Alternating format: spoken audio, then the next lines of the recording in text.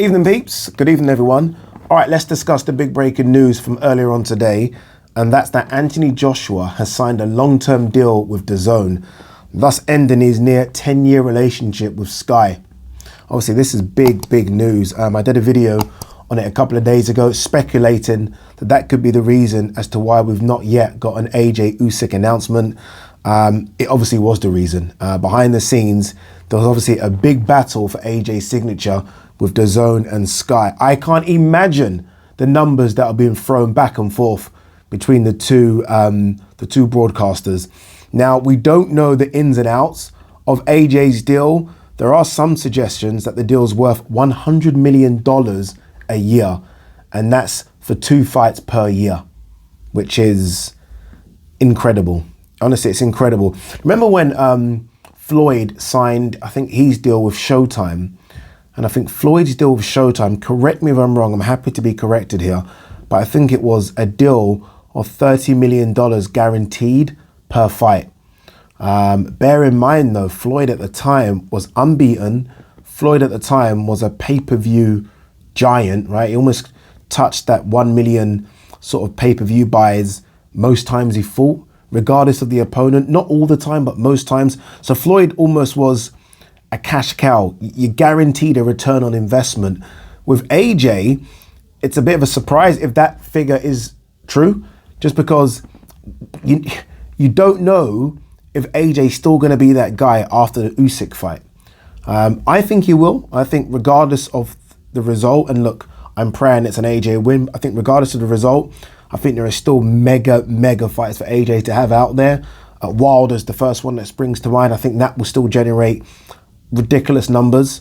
But it could also go very much south, where he loses to Usyk and people just aren't as interested, because AJ's fan base, like most superstars, is built up from a lot of casuals who might just literally jump off the AJ bandwagon. They might say, you know what, we're done. We're not interested. Again, Sky must have offered a huge amount of money.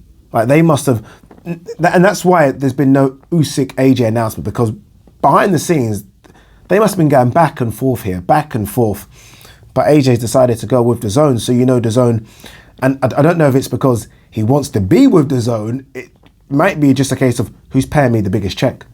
And we know the kind of money Dazn are chucking at the likes of Canelo and Golovkin and what they offered Deontay Wilder. Dazn obviously have deep pockets, and they're rolling the dice on AJ here, sort of still being the superstar he's been for the last 5 years or so, where he's, you know, he's a superstar. Is he that still? Is he on the wane a little bit? They don't seem to care. This is what AJ had to say in a statement. He says, "I'm entering a new phase in my career with a new training environment, new coaches, and now a new broadcaster. Negotiations at this level take time, so I'm pleased to have it all wrapped up, and now I can fully focus on giving the fans and Dazn what they want, knockouts in the glamour division. I've been working with Dazn and following its progress for a long time. We've enjoyed a really successful partnership in the US for many years, and I know the team and understand the passion and the drive of the business." He goes on to say, "Dazn's vision and passion to innovate is what attracted me to the partnership.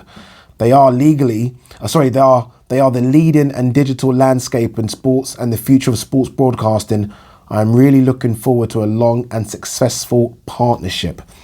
That's what he said. Now, it was very interesting, Michael Benson's Twitter, because Michael Benson seemed to suggest there's more than just AJ, you know, like more than just your normal fighter contracts, as though AJ has a say in what Dazn does going forward. Very similar to Kylian Mbappe's deal with Paris Saint-Germain.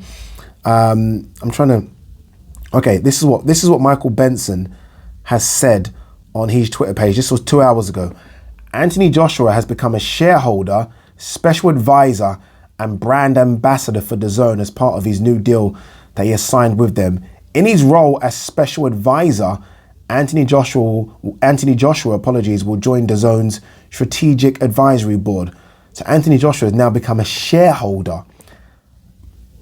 I mean, he has secured the bag, as they say. I mean, this is big business. Honestly, big business. And look, for Dazn, it's mega business. I mean, Dazn, would have done okay sign-ups in the UK, but nothing extraordinary. It wouldn't have done it. They needed something huge. And now, come in a couple of months' time, they've got AJ versus Usyk. Massive fight. I mean, rematches are already big, but this one's going to be huge. They've got that, and it's going to be on pay-per-view.